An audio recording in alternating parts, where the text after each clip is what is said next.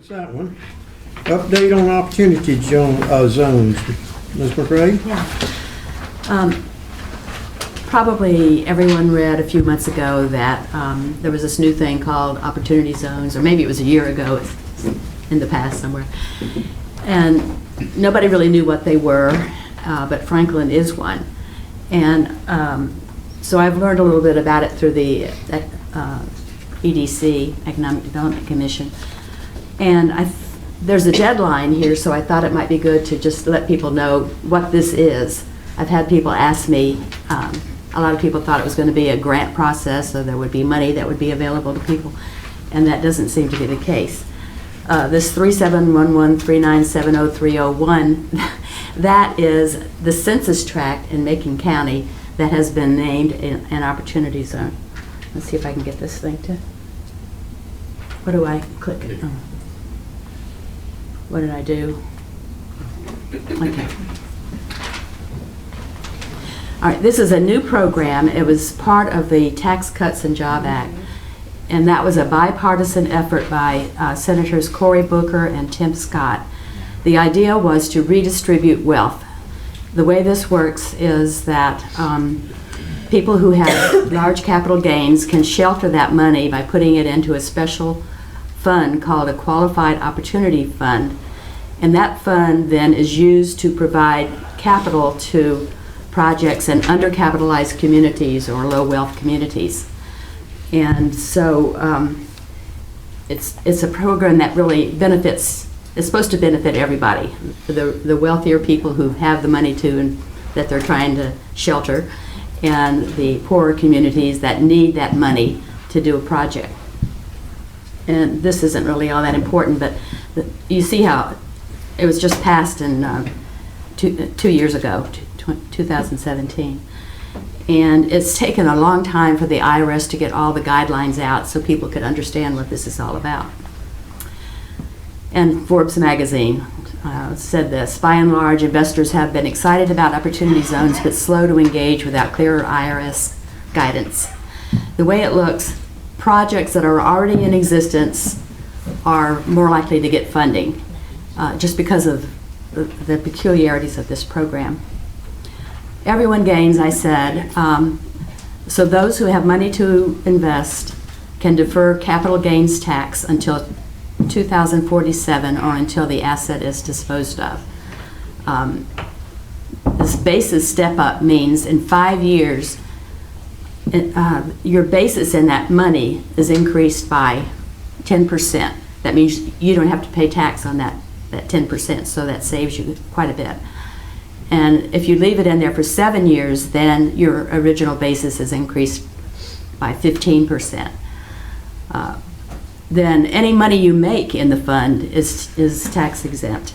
So there's a lot of benefit for those people who have money to invest. But the community benefits, especially communities that are low wealth communities where people have had a hard time getting capital to do a project. So this gives them access possibly to these funds. This money can be invested anywhere in an opportunity zone.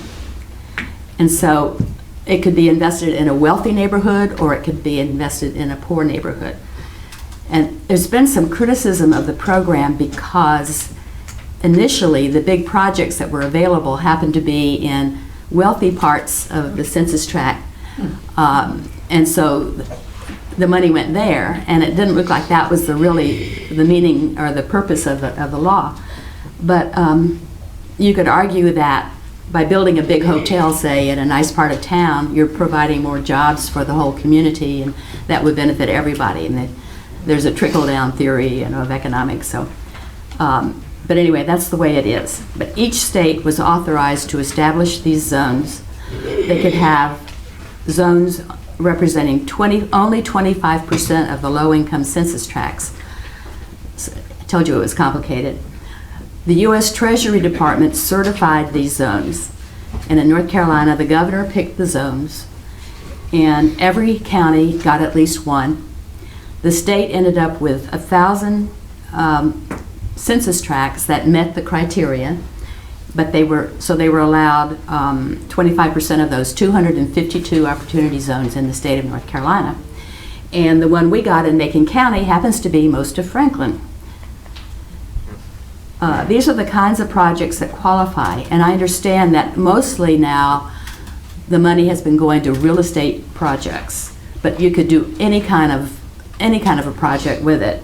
So it could be commercial industrial real estate, it could be housing, it could be infrastructure, it could be an existing business or a startup business. Some sin businesses are excluded by the law, and I don't know what those would be. And for real estate projects to qualify, the investment has to result in substantial improvements to the property. So this is the state of North Carolina. If y'all can see, the green spots are where the opportunity zones are. And you see Macon County has that little area there. Tommy Jenkins submitted several tracts for consideration, and the only one we got was this one in Franklin. And you see, the reason some of them are so large is because those eastern counties, I guess they have a low population, and so the census tracts were probably pretty big. So here we are. This is this census tract, and I don't think you're going to. I'm not going to remember that number. But that's the number. It goes from Highway 23 on the south to the Little Tennessee River on the north. That's Sanderstown Road. From Porter Street, Harrison Avenue, to Highway 28 on the west, and then all the way to Highway 23 on the east. Is that clear to everybody, the map shows? So it's very large. So, for example, it would include Angel Medical Center, the old hospital building. And it would include Main Street.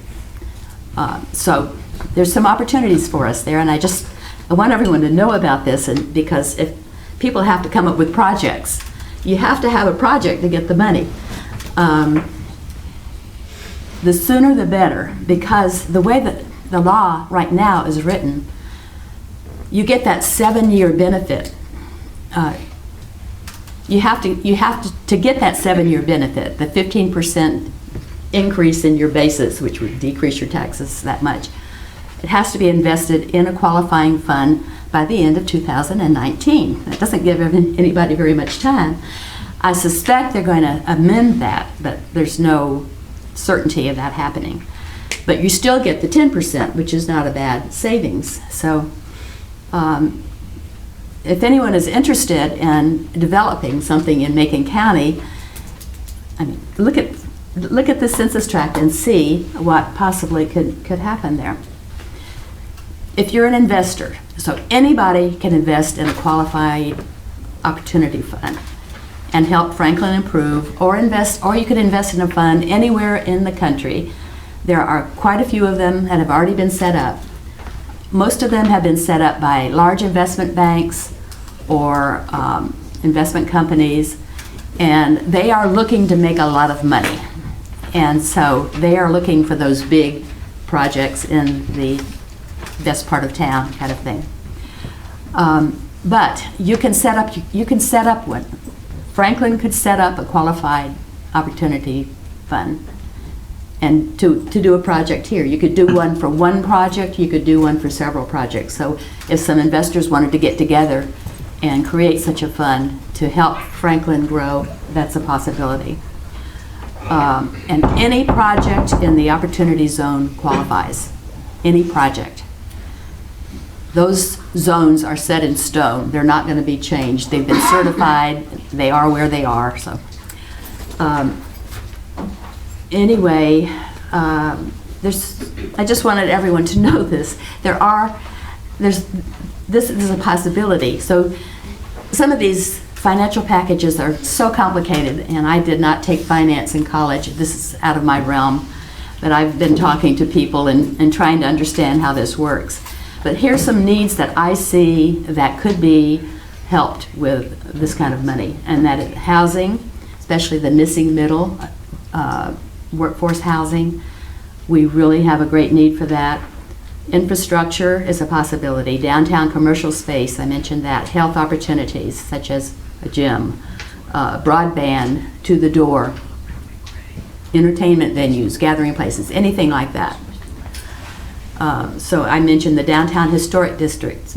There's been talk about improving the upper floors and creating apartments there or commercial space. That could be done. That could be a project. The Angel Hospital campus that is going to be no longer in use and nobody knows what to do with it. That is in the opportunity zone. So that's, maybe something could be worked out there. The Whitmire property is in the opportunity zone. The Niquosi area, the River Gateway District is all in the opportunity zone. So it's, that's all I just wanted to let you all know that this exists and what it is. It is not a grant. It's not like you can get free money. This is a loan, so to speak. You would borrow money from this fund and you would pay it back. And it may not be the only type of funding you get for a very large project. There's lots of ways to fund a project. One is a private partner, public-private partnership. Then we have this situation where a developer might want to do something in this area and start looking at qualified opportunity fund investors for that. There are innumerable people who have hung up their shingles saying they're experts in this field, and you probably would need an expert if you were going to get it done.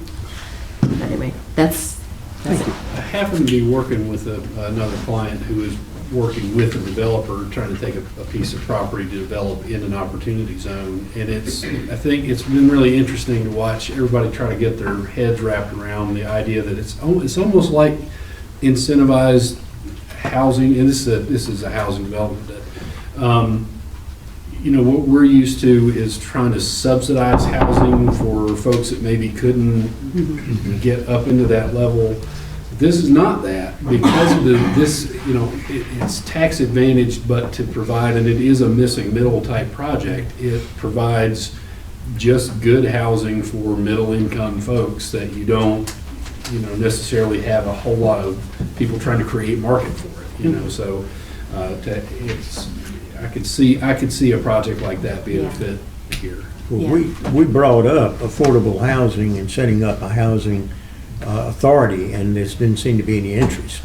But this is not I know it. Right. But this was one of the things. Affordable housing is the biggest problem we've got as far as housing is concerned. We've got a lot of rich houses, we've got a lot of poor houses. Yeah. We don't have the affordable houses. Yeah.